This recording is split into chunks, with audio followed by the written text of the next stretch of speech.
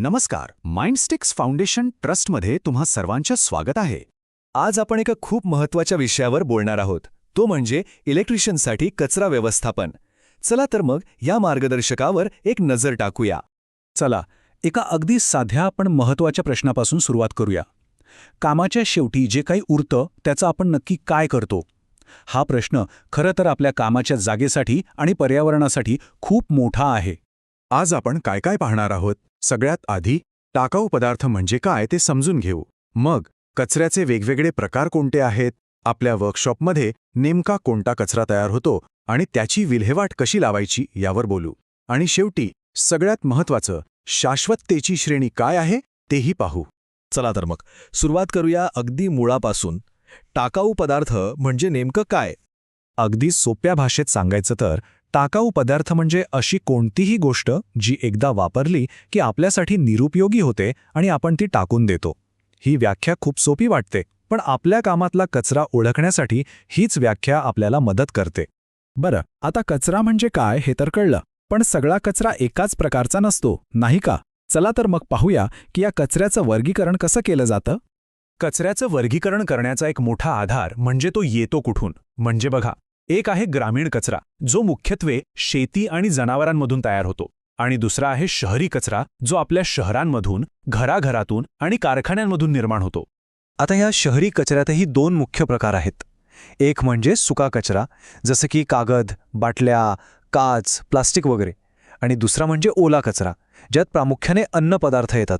आणि हे लक्षात ठेवा, या दोन्ही प्रकारच्या कचऱ्याला वेगळं करणं खूप खूप महत्त्वाचं आहे. एवढंच नाही, कचऱ्याचं वर्गीकरण आणखी प्रकारे केलं जातं, जसं की औद्योगिक कचरा, घरगुती कचरा, शेतीतला कचरा आणि सगळ्यात धोकादायक म्हणजे विषारी आणि घातक कचरा.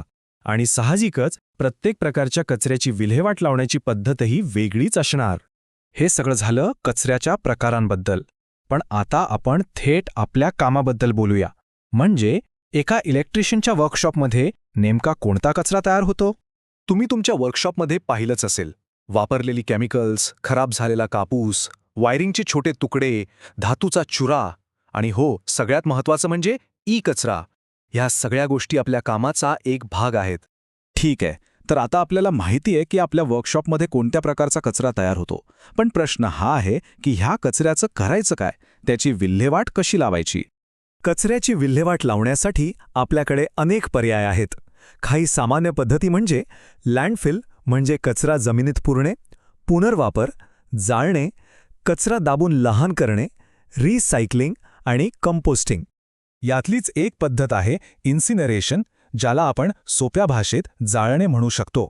ही एक अशी प्रक्रिया आहे जिथे खूप जास्त तापमानावर कचरा जाळला जातो. असं केल्याने कचऱ्याचा आकार खूप कमी होतो. हे बघा, हे आहे इन्सिनरेटरचं चित्र. इथे एका बंद चेंबरमध्ये कचरा टाकला जातो आणि जाळला जातो. यातून जो धूर किंवा वायू बाहेर पडतो त्यावर प्रक्रिया केली जाते आणि जी राख उरते ती खाली गोळा होते. इन्सिनरेशनशिवाय दुसऱ्याही चांगल्या पद्धती आहेत, जसं की कंपोस्टिंग, जी खास करून ओल्या कचऱ्यासाठी एक नैसर्गिक प्रक्रिया आहे. आणि दुसरी म्हणजे रिसायकलिंग, ज्यामुळे नवीन वस्तू बनवण्यासाठी कच्चा माल कमी लागतो.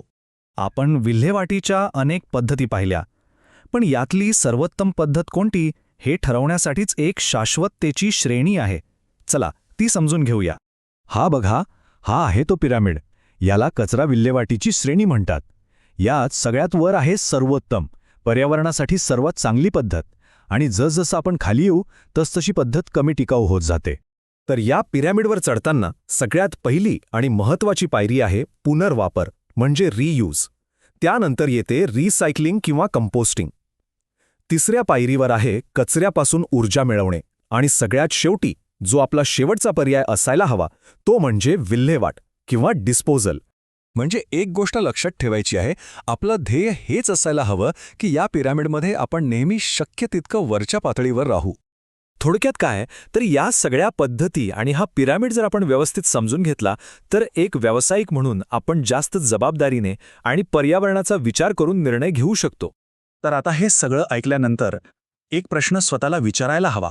आपल्या कामात आपण कचऱ्याच्या विल्हेवाटीसाठी कोणत्या पद्धतीला प्राधान्य देणार?